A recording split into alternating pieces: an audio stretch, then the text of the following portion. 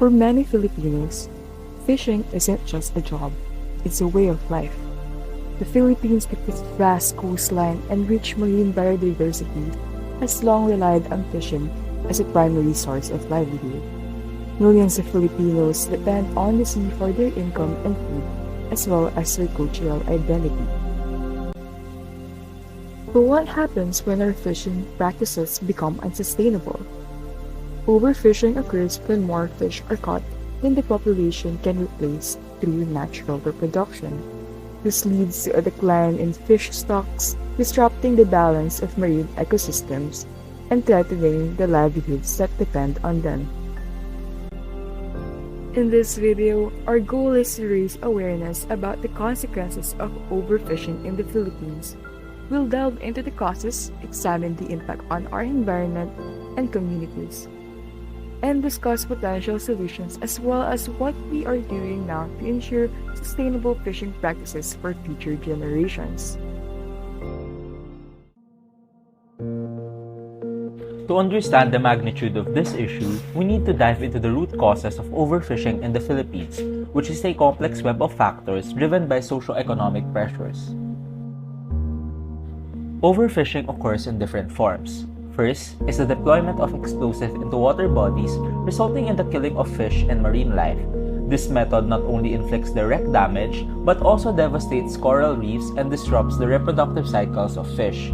Second, poisonous substances such as cyanides are crushed and released into coral heads, crevices, or even fish. Cyanide fishing is not only dangerous to marine life, but also to fisher folks. Third, bottom trawling is a non-selective method where huge bag-shaped nets are dragged along the seabed to capture bottom-dwelling species, which leads to destruction of habitats. Next is socio-economic pressure.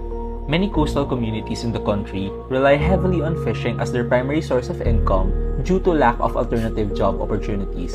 Coupled with population growth, this drives individuals to fish excessively to meet immediate economic needs. Moreover, the intense competition among commercial fishing operations pushes fishermen to increase their fishing efforts to satisfy the high demand for seafood. The overfishing crisis in the Philippines is largely attributed to ineffective government policies, leading to poor fisheries management and allowing large commercial fishers to overexploit resources. Additionally, unclear and contradictory jurisdictional rules on fishing grounds have exacerbated the issues as local governments often lack the capacity to patrol their waters. Moreover, bribery among local officials leads to a blind eye being turned towards illegal fishing activities. On the other hand, scientists attribute the 60 to 80% decline in fish production in the Philippines to coral destruction and overfishing by China in the West Philippine Sea. Chinese fishing operations often engage in illegal practices and harass Philippine fishermen and government vessels. The intense fishing pressure by China depleted fish stocks and threatened the livelihoods of local fishermen. Overfishing has profound effects on entire ecosystems. It disrupts fish populations, altering their size, reproductive patterns, and maturation rates. Removing too many fish from the ocean creates imbalances that erode the food web and jeopardize other marine life, especially many vulnerable species. Depletion of fish and destruction of coral reefs are major causes of recent ecological extinctions in heavily fished areas. The degradation of marine habitats in turn undermines the ocean's ability to perform critical ecosystem services. The ocean and its inhabitants are part of the largest carbon sink on our planet, absorbing more than 25% of all carbon dioxide emissions and over 90% of the excess heat generated by humans.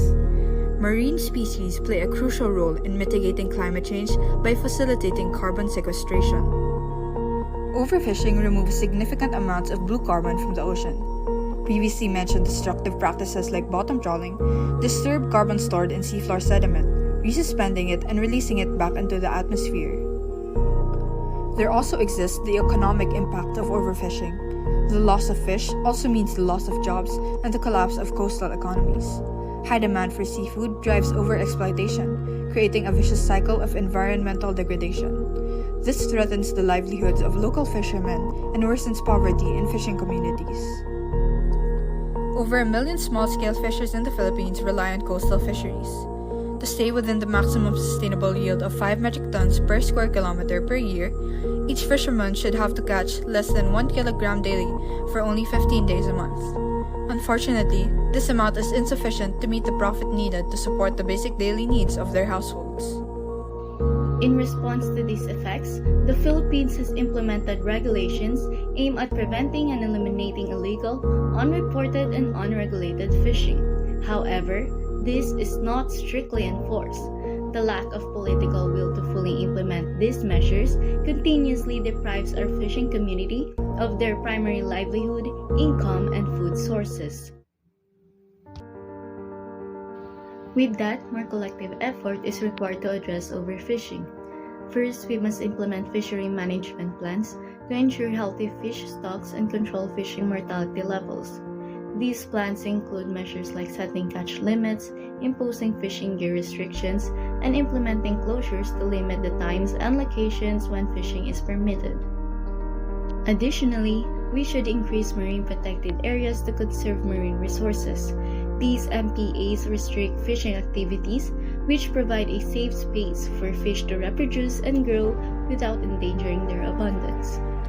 Moreover, advocating for sustainable fishing practices is essential for safeguarding our fisheries and communities.